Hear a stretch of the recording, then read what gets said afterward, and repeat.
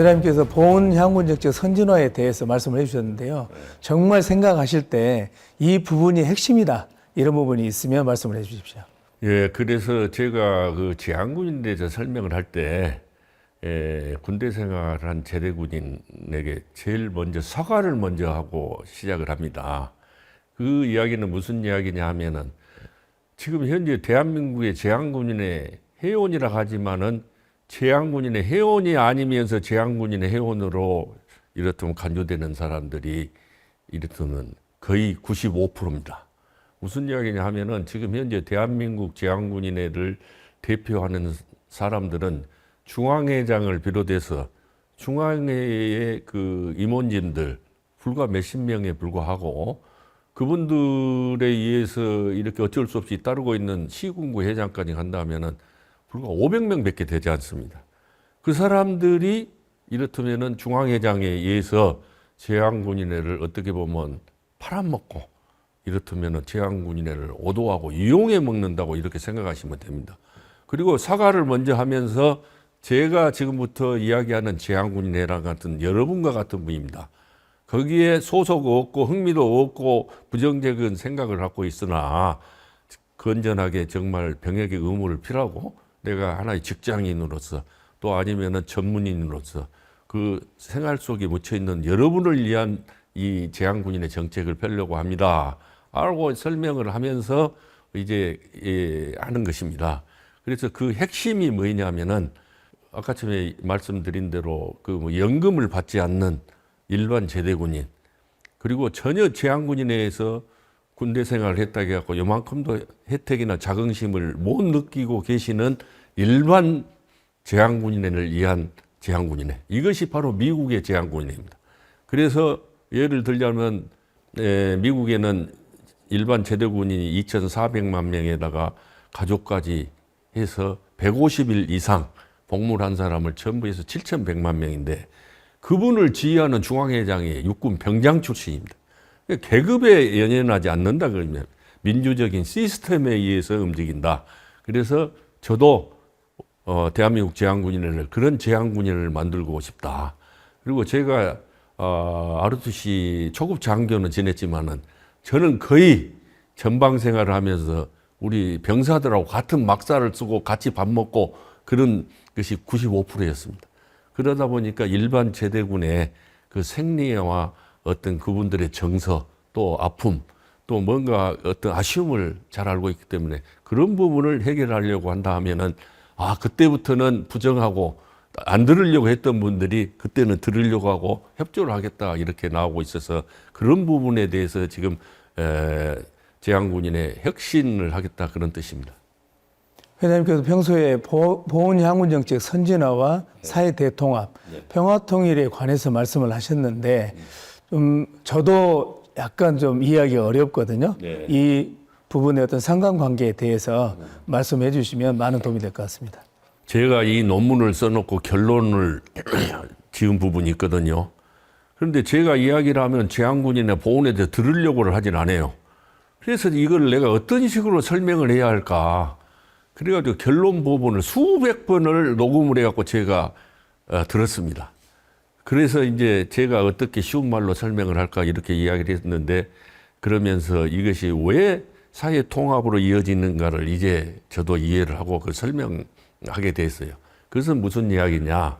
우리가 이제 원칙적으로 이것을 보훈 정책을 근원적으로 논의를 하려면은 사실은 의병, 한말에 의병하고 그 다음에 동학까지도 토론을 통해서 사회적인 논의를 거쳐서 이분들의 보훈 대상자로 삼을 것인가는 또 그 광범위한 있습니다. 그러나 이런 기구가 되지 않은 상태에서 이런 걸 논의를 하게 되면 오해를 낳고 또 하다가 단절이 되어요. 그래서 이제 이것을 이야기를 하자면은 한말에 이렇다면은 애국으로부터 군대를 지키게 했던 그 호국정신 아닙니까?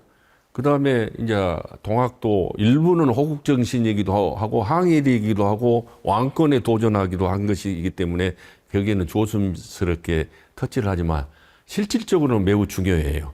그래서 이런 문제를 이야기를 하자면 각 시대별로 국가가 어려울 때 목숨을 바쳐서 지켰던 이런 분들이 이제 시대별로 과거사는 놔두고 국가가 우리가 일제 36년을 지내면서 독립운동을 하시는 독립 세력 있지 않습니까? 그 다음에 이어서 6.25에 이어서 지금까지 일반 제대군이 그것보다 호국 세력이라고 합니다. 그 다음에 이제 그 산업화 민주화 과정에서 참 위대한 우리나라 민족이 동시에 이루다 보니까 4.19와 5.18이 돼가지고 이분들이 되지 않습니까?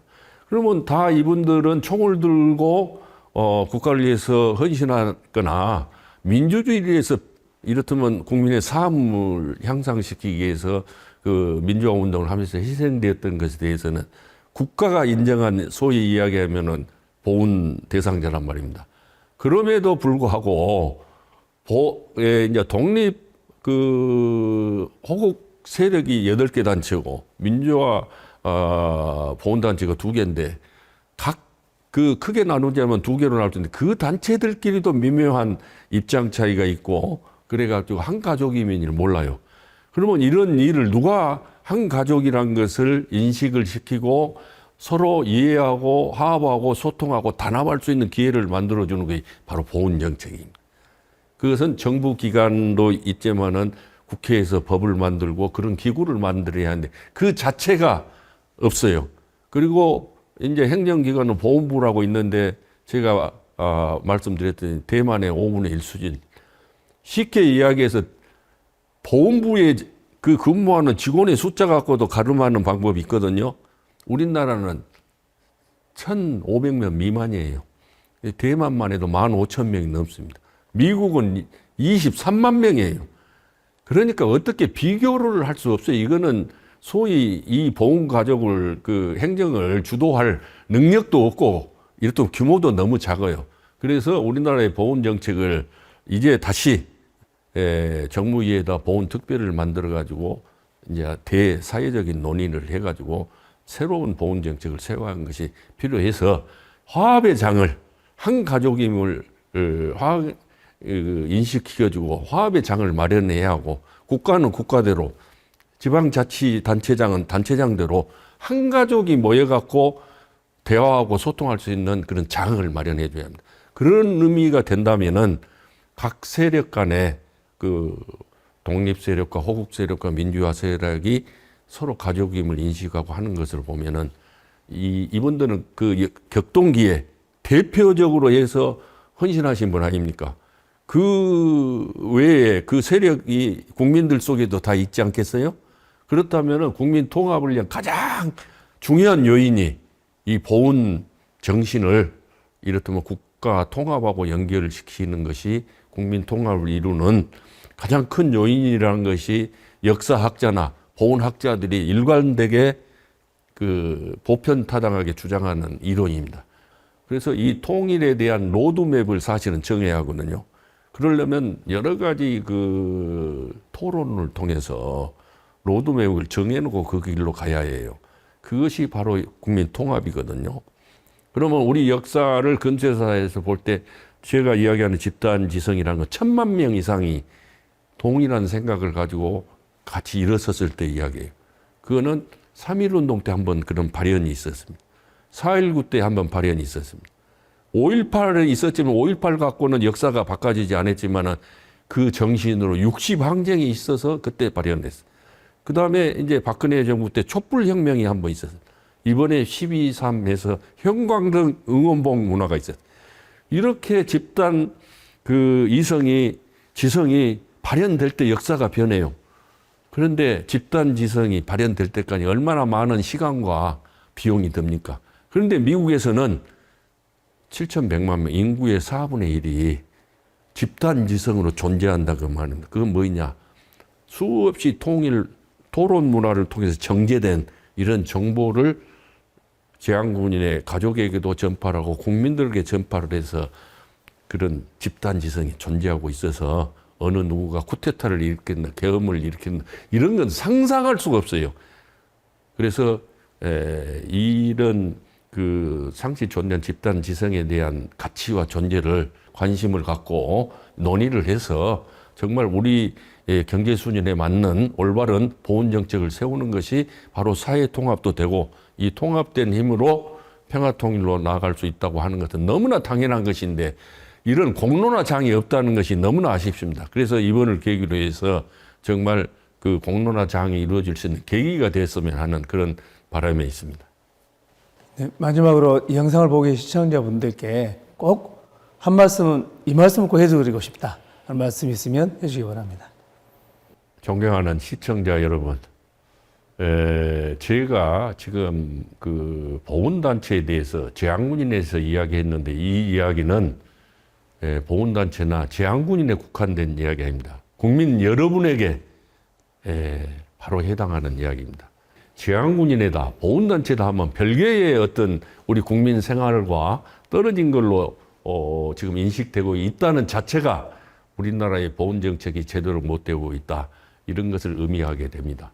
앞으로 저희가 또 우리 뜻있는 분들이 보훈 향군 정책 선진화 국민연대를 만들어서 이러한 사실을 여러분에게 설명하고 또 여러분들은 그것이 납득이 안 갈 때는 질문하시고 하는 공론의 장을 열어서 정말 우리나라가 국민 통합이 되어가지고 전쟁 없이 평화통을 이뤄서 전쟁을 없고 또 그 비상식적인 일이 일어나지 않도록 하는 그런 이런 중대한 일이라는 것을 여러분이 아시고 여러분께서도 많이 동참해 주시고 협조해 주실 것을 간곡히 부탁 말씀드립니다. 대단히 감사합니다. 지금까지 보훈 향군 정책 선진화와 관련하여 김성대 회장님과 말씀 나눠봤습니다. 긴 시간 동안 수고 많으셨습니다. 고맙습니다. 감사합니다.